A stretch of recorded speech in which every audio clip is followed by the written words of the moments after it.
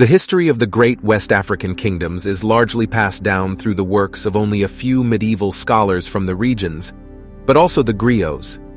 Griots, or Jali, are sorts of animist priests of West Africa that maintain a history of the land through oral storytelling, music, performance, and poetry. There are three great West African kingdoms that competed and allied for control over the trans-Saharan trade routes that stretched from the Red Sea and the Mediterranean all the way to the Atlantic coast of Africa. The three kingdoms were Ghana, Mali, and Songhai. Today, we are going to explore the rise and fall of one of Africa's most iconic empire, the Ghana Empire. The land of Ghana Lake, far inland from the Atlantic coast of West Africa, and about 100 miles north of the Niger River, in the grasslands of the Sahel. The empire is one of the earliest of the medieval kingdoms of that region. The Ghana Empire came into existence sometime after 500 CE and lasted until late in the 12th century. During this long period, the empire had to endure many wars and changes. It was an empire recognized for its diversity and people, languages, and beliefs. 1,000s of years later, in 1957, it will become the name of the modern country of Ghana. This name was chosen by Kwame Nkrumah in honor of that ancient kingdom. There is no direct relationship between the two.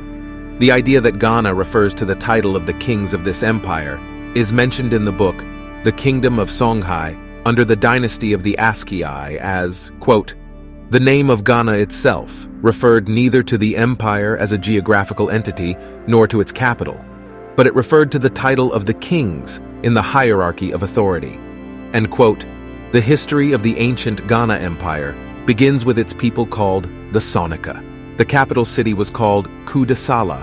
Located here, the Stoning King were in contact with the nomads of the Sahara. In the north, they acquired small horses from the nomads of North Africa. The early Solanki, superior iron weaponry and horses, made it possible for them to establish a real kingdom. They gradually expanded their territories and dominated neighboring rulers until, by the 10th century, the kingdom had become an empire. Visitors from North Africa began referring to this unique estate as Ghana, but the Seneca themselves called their ancient kingdom Walga, due for the early Arab geographers who wrote about Ghana. It was a tantalizing land of mystery and fabled wealth, and that became the essence of Ghana's reputation in the Muslim world. The Sonian kept prefer to emphasize on things such as family rivalries, the heroic deeds of their ancestors, and their ancestors' relationship with the spirit world. The Sonik people's ideas about their history are expressed in the legend of what God, who in oral tradition told by many generations, Ghana was well positioned to dominate the international caravan trade across the Western Sahara and onto the Middle East and the Mediterranean Sea. One of the most important reasons for that commercial development had been the introduction of the camel into North Africa. The camel is often referred to as the ship of the desert. Because of its unique physiological characteristics, it can survive in very arid climates. Gon, a society advantageous location in the Sahel, enabled the Soni NK to function as middlemen, controlling commerce from the savanna and forest zones in the south and the Sahara in the north. The empire was divided into a number of smaller states, each with its own king or ruler, who was subordinate to the king of Ghana. The sophisticated society of the Ghana Empire was characterized by a complex system of governance, social hierarchy, division of labor and trade. The society of the Ghana Empire was also highly stratified, with a rigid social hierarchy based on birth and wealth. At the top of the hierarchy were the king and his court. Followed by the aristocracy and wealthy merchants, social mobility was limited. The Ghana Empire also had a complex system of division of labor, with different professions and trades being assigned to different groups of people. Farmers cultivated crops such as millet, sorghum, and beans, which were the basis of the empire's food supply. The mining of gold was an important industry, with the methods and techniques for finding and extracting gold being closely guarded secrets. Handicrafts such as weaving, pottery, and blacksmithing were also important industries, as was long-distance trade. The Ghana Empire was renowned for its wealth and prosperity, which was derived from its control over the trans-Saharan trade routes and its control of the gold mines in West Africa.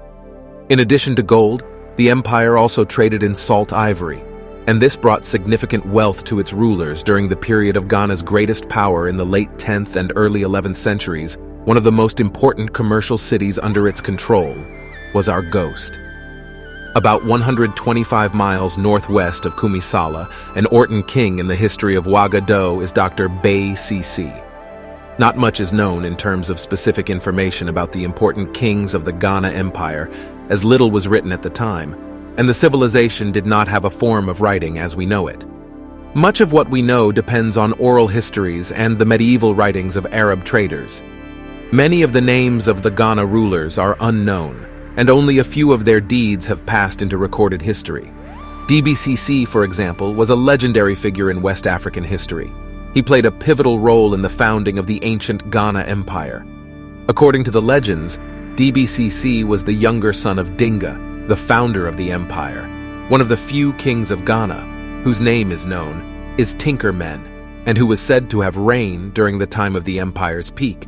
Take a Min, and is remembered as one of the most powerful and wealthy kings of the Ghana Empire. According to oral tradition, he was renowned for his wealth, wisdom, and military might. Under his reign, the empire reached its height of power and influence in West Africa.